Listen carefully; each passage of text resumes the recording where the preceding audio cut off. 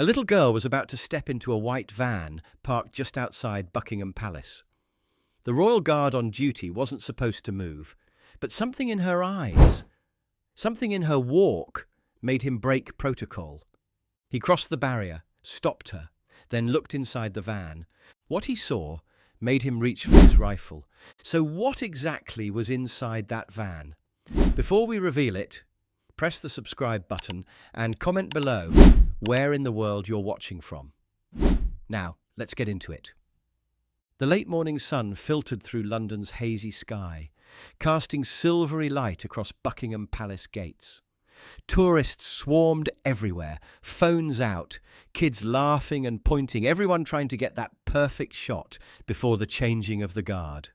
Children pressed against the ceremonial ropes, mesmerised by the towering soldiers in red coats and bearskin hats.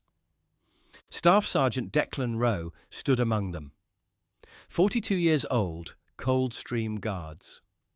His face was stone, but his eyes were a hawk's. 18 years of service, 2 tours in Afghanistan, and a Queen's Gallantry Medal had drilled one lesson into his bones. Danger doesn't always announce itself. Sometimes it whispers. Today that whisper came from a white panel van parked across the street. It hadn't moved in 30 minutes. A middle-aged man sat behind the wheel, unshaven, engine idling. Rowe noted the faded delivery sticker that didn't match the usual courier companies in this area. From his southeast gate position, Rowe had perfect view of the forecourt. His ceremonial stance looked rigid, but his attention constantly swept the area. Battle-tested instincts never switch off. During one of those sweeps, she caught his eye. This little girl, 7, maybe 8 years old, hung back at the crowd's edge, wearing a navy hoodie and leggings despite the warm day, arms crossed tight over her chest, not bratty, but protective. Her ponytail was lopsided, done in a rush. But what bothered Rowe was what she wasn't doing. She wasn't taking pictures, wasn't laughing or pointing at the guards. Instead, she walked the same path around the crowd's edge, scanning faces, checking over her shoulder. Every few minutes, her eyes drifted toward the street, toward that van. She did this 3 times. This wasn't wandering. This was anxious, methodical pacing. Rowe shifted his weight, watching as she glanced toward the van once more. Then it happened. A single honk. Brief, soft, deliberate. She stopped dead. Her posture changed instantly, no longer hesitant, now resigned.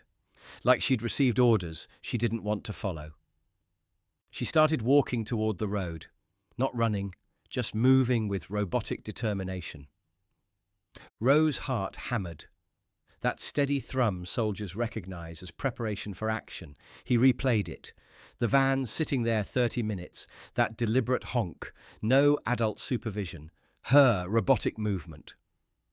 She was heading for the side gate, straight toward that van. At first glance, nothing seemed wrong, just a girl meeting family. But Rowe had learned to spot the difference between normal and wrong. He could see it now. Arms rigid, eyes down, that stiff walk like a recruit on first parade. She was 10 feet from the street when Staff Sergeant Declan Rowe broke formation. The crowd gasped. Guards don't move. People reached for phones, thinking it was part of the show. But Rowe ignored them, walking toward the girl with military urgency. She didn't notice him at first. The van door clicked open. "Miss, step away from the road, please, ye." She froze. From the van, "It's okay, love. Come on." The girl took one step forward, then looked back. Her lips barely moved. "Help me." Rowe moved faster, crossing to the barrier. The girl hadn't moved since mouthing those words, body angled toward the van, but feet uncertain. Tourists buzzed with confusion. The van's engine purred as the driver leaned toward his window, tapping the wheel. "It's okay, love," the man called softly. "Come on now, don't be shy." The girl stepped forward. "Miss," Rowe projected calm authority through the noise, "step away from the road, please." She turned slightly. enough for Rowe to see her eyes. Not confused like a lost child's, but full of trained fear. The van door opened wider.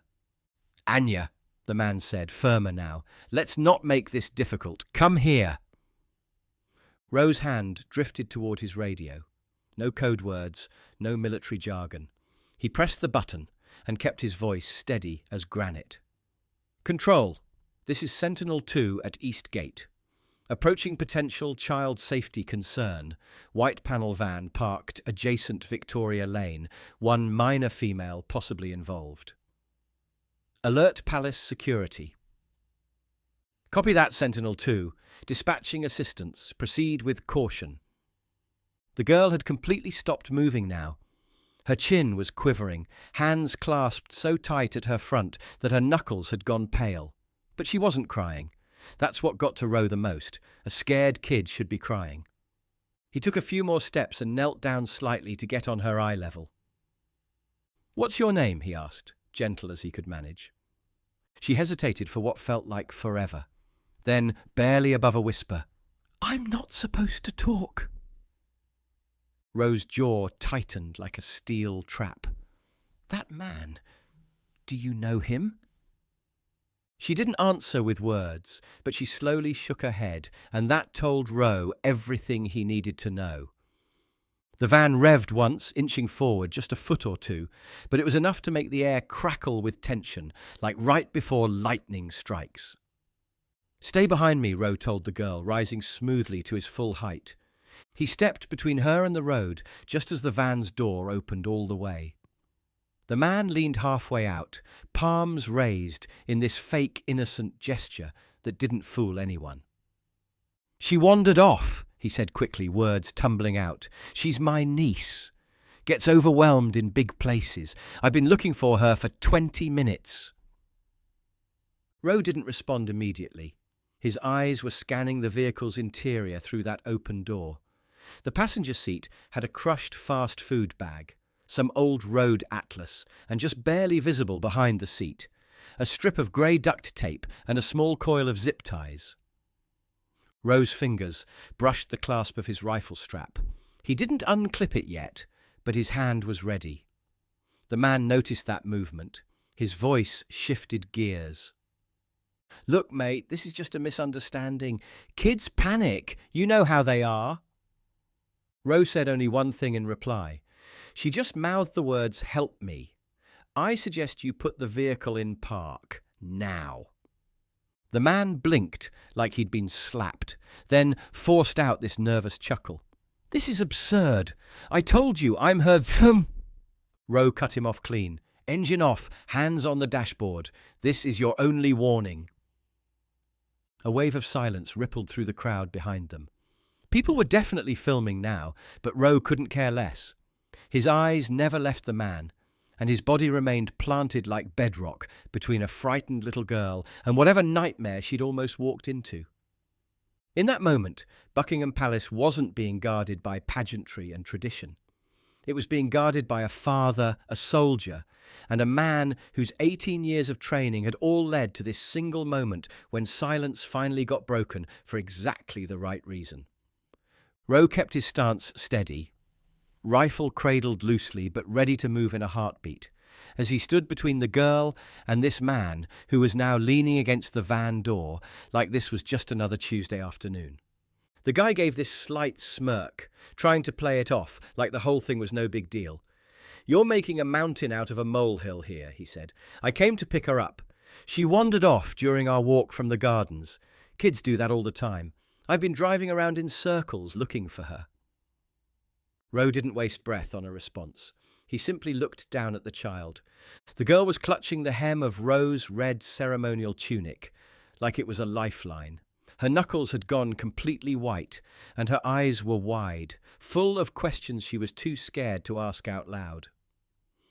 "Hey, sweetheart," the man tried again, softening his voice to that fake, gentle tone. "It's me, remember? Uncle Rob, you've had your little adventure. Come on now." She didn't budge.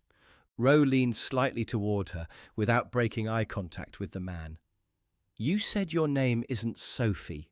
What is your name?" The girl hesitated, glancing at the van, then at Rowe, then back down at the pavement, finally barely audible. "Anya?" Rowe's jaw flexed once. He turned his attention back to the driver. "She says her name is Anya." The driver threw his arms up in exasperation. "Kids lie all the time, especially when they've been scolded. I told you, she gets like this when she's upset. I'm just here to take her home." Rowe's voice got firmer. "Then you'll be happy to wait for the authorities to confirm your story." "Are you serious?" The man's tone sharpened like a blade. "This is a bloody circus. I don't need to be interrogated by some mannequin with a gun. She's scared of you, not me." Rowe didn't even blink. "You're parked in a restricted area, with no identification visible. You've offered no documentation proving guardianship. You claim she's your niece. She says she doesn't know you. That's more than enough for me." The man let out this bitter chuckle, shaking his head like he couldn't believe what he was hearing. "You think you've got me figured out, huh? Palace guard with a rifle and a chip on his shoulder, trying to play hero?" Rowe stepped slightly closer, his shadow now blocking most of the girl from the man's view. "Keep your hands on the dashboard." The man's eyes narrowed to slits. "You've got no authority to hold me here. What are you even planning to do? Stand in front of my van until the police arrive?" Rowe didn't answer, didn't need to. He simply took one measured step closer to that open driver's door, and that's when he saw it. Down on the passenger floorboard, a worn teddy bear that had seen better days, a juice box with a straw still in it, and a second backpack, purple, covered in faded name tags and glitter stickers. Rowe leaned just enough to get a glimpse into the rear of the van. His stomach dropped into his boots. There was a folded blanket, a roll of plastic sheeting, and a bottle of children's shampoo, half empty, sitting right next to what looked like a first aid kit. The man followed his gaze and saw what Rowe was looking at. His posture changed completely. Not defensive anymore, but calculating. Cold.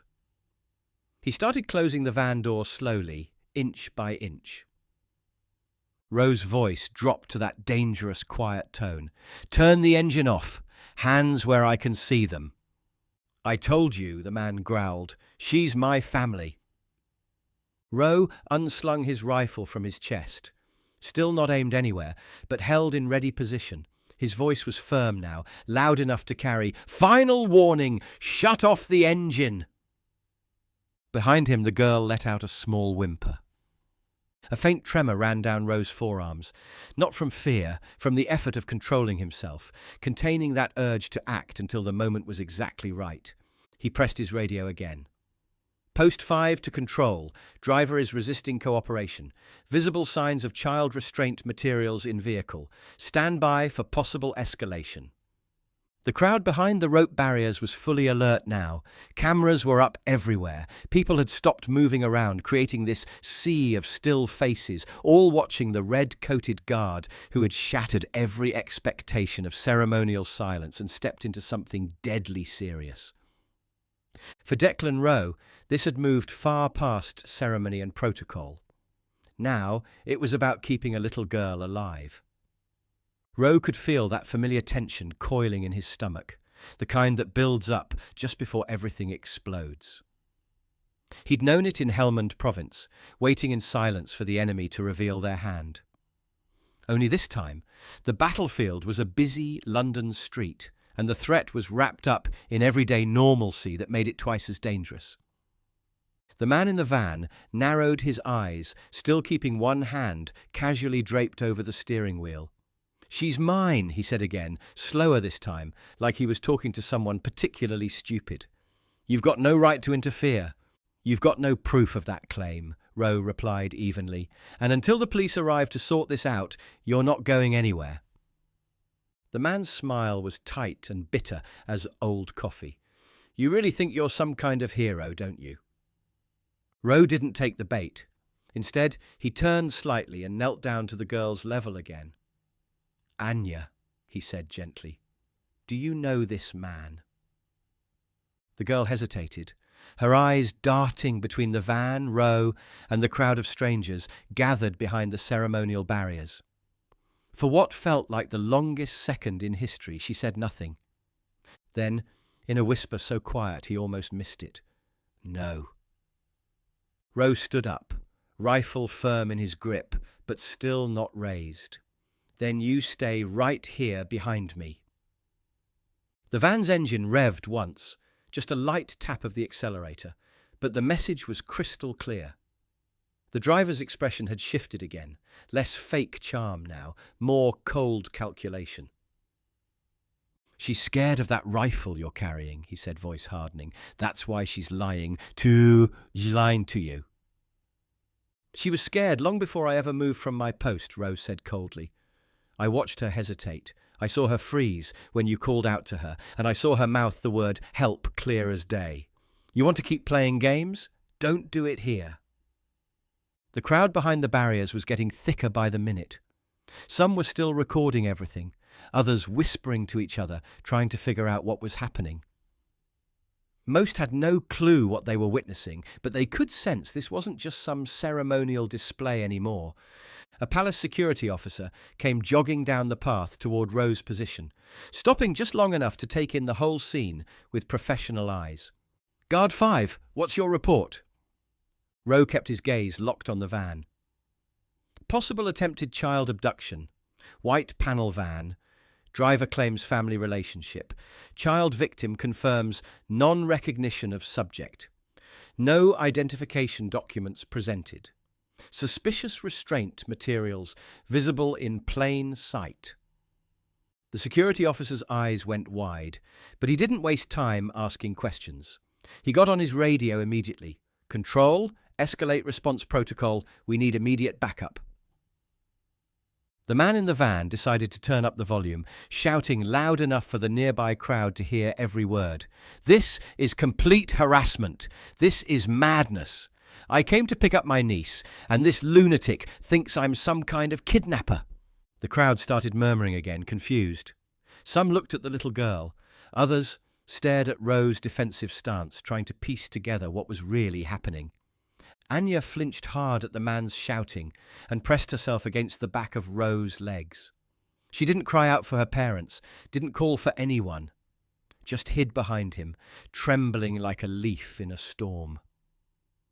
Rowe lowered his stance slightly, not preparing to fire, not trying to intimidate, but becoming a solid wall between the girl and whatever threat that van represented. "You're the one scaring her," the man said, dropping his voice back to that fake, concerned tone. "Just let her go. She doesn't need all this drama." Rowe didn't respond with words, but he took one deliberate step closer to the van, boots hitting pavement with purpose. "Stay in your vehicle, engine off, hands on the dashboard." The man's hand hovered near the gear shift, like he was considering his options. "I'm warning you," he said. "Back off!" Rowe brought his rifle to full ready position, not pointed at anything, not raised to fire, but braced and ready. He didn't break eye contact for even a second. "You move that gear shift again, and I will escalate to active engagement stance. Do you understand what I'm telling you?" The driver's jaw clenched tight. For a split second, he looked like he might actually try it. Like something darker, something buried beneath all that fake charm and smooth talking was about to surface and show its true face. Then came the sound of sirens in the distance, not close yet, but getting closer, real and undeniable. The man's shoulders dropped, but not in surrender. This was the posture of someone getting ready for whatever came next. Behind Rowe, Anya whispered so quietly he almost missed it. "Please, don't let him take me." Rowe didn't turn around. He adjusted his grip on the rifle and kept his voice calm and steady. "He's not taking anyone anywhere." The sirens were getting louder now, and the man in the van knew his window of opportunity was slamming shut. He gripped the steering wheel with both hands, knuckles going pale, eyes flicking between Rowe, the growing crowd, and that approaching sound of backup arriving. Staff Sergeant Declan Rowe didn't move an inch. His boots were planted like tree roots, rifle ready but controlled. Between him and the van, the little girl stayed pressed against his back, so quiet he could feel her breathing against the back of his knee rather than hear it. 2 marked police vehicles came screaming around the corner and screeched to a halt just beyond the side gate. Uniformed officers poured out, 1 from the front, 2 more from the rear car. Palace security pointed them toward the van. "There," one called out. "Suspected child abduction attempt. Guard initiated the stop." The lead officer approached with his hand resting on his sidearm. "Sir in the van, switch off the engine and place both hands where we can see them." The man didn't comply. He just stared straight ahead through the windshield. "This is all a misunderstanding," he muttered. "You're about to ruin a good man's life over absolutely nothing." Rowe spoke without turning away from the van. Subject refused to provide identification. Child confirmed she doesn't know him. There are zip ties and duct tape visible on the passenger seat. The girl behind him let out a soft gasp when she heard about the restraints. The lead officer's expression went grim. "Right then. Sir, I won't ask you again. Turn off that engine. Put your hands up where I can see them. Now." That's when the van's engine roared to life. The tyres squealed against the tarmac as the vehicle lurched forward a few feet, toward the curb, toward the open road, toward escape. "Move back!" someone shouted from the crowd, but Rowe didn't move back. He stepped forward instead, rifle braced across his chest, and shouted with the kind of drill field authority that could stop a charging bull, "Stop the vehicle, now!" The van didn't stop. Rowe raised his weapon, not to fire, but as one final unmistakable warning, and planted himself dead center between the van and the crowd. The girl shrieked and ducked behind him, hands over her ears. Police officers surged forward. One smashed the driver's window with his baton, glass exploding. Another yanked the door open, fighting to drag the man out. The driver wasn't going quietly, swinging elbows, screaming, trying to jam the van into gear while officers wrestled for control. Then came the second shock nobody saw coming.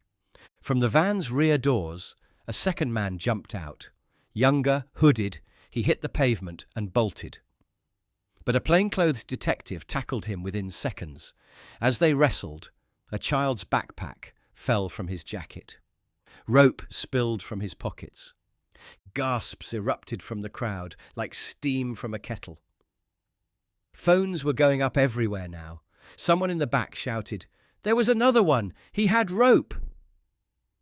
Police dragged the first man completely out of the van, pinning him face first against the hood. Blood was running down his cheek where the broken glass had caught him, but he kept screaming like a madman. "You don't understand what you're doing. This is all wrong. This is all a terrible mistake." Behind Rowe, the girl collapsed to her knees and started crying. Not the dramatic wailing you'd expect, but these small, broken sobs, like something inside her was slowly leaking out in pieces. Rowe crouched down on one knee, placing a gentle hand on her shoulder while keeping his eyes on the scene unfolding in front of them. "You're safe now," he said quietly. "No one's going to hurt you."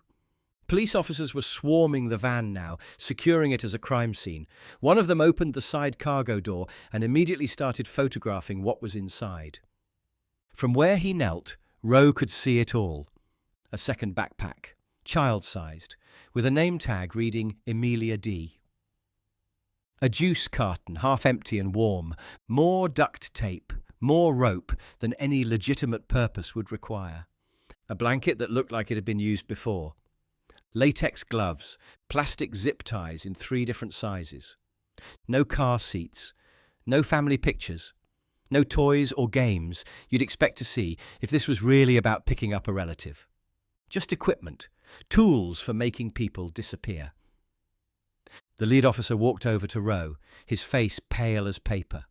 "Staff Sergeant, you just prevented something very, very bad from happening." Rowe didn't nod or acknowledge the praise. He was still focused on the little girl, who had curled up into herself like she was trying to become invisible. "What's your full name, sweetheart?" he asked gently. She sniffled and wiped her nose with the back of her hand. "Anya." "Anya what?" "Anya Fletcher." "Anya Fletcher," Rowe repeated. "You're safe now. No one's going to take you anywhere." They moved Anya to the palace gatehouse shade, wrapping her in a police blanket despite the warm air. A female officer crouched beside her, asking gentle questions. Anya didn't say much initially, but the story emerged piece by piece. Anya Rose Fletcher, 7 years old, from Kent, missing for 2 days. Her mother had reported her missing from Canterbury's Dane John Gardens after briefly answering her phone. When she looked back, Anya had vanished. Local officers assumed she'd wandered off, until now. The older man told her he was a friend of her mother's, the officer explained quietly to Rowe. Said Anya had done something bad and needed to come with him to keep her family safe. Rowe's jaw worked. The second man? Unknown, no ID, but 2 backpacks in the van. They were planning another grab today. The driver was Glenn Taylor, 47, on conditional parole for online solicitation of minors. He was prohibited from being near schools or playgrounds. They suspected he was connected to a larger trafficking network. Later that afternoon, after giving his detailed statement to 2 different detectives and spending an hour with plainclothes investigators, Rowe finally returned to his ceremonial post. He stood in exactly the same spot, by the same boundary marker near the palace gates, rifle at rest, shoulders squared, face expressionless. Tourists had resumed their normal flow, though many kept glancing nervously toward the spot where the van had been towed away. Some whispered to each other, others kept recording with their phones. A few had witnessed enough to understand that something serious had happened, but most just saw the aftermath. The change in Rowe wasn't visible to casual observers. He stood exactly as he always did, motionless, alert, professional. His uniform was still perfectly pressed, despite everything that had happened. The adrenaline was still there, running through his veins like electricity, but it didn't show. To the tourists walking past, he was just another ceremonial guard doing his duty. But around mid-afternoon, something happened that made all the difference. A woman arrived at the palace gates with a child clinging tightly to her coat.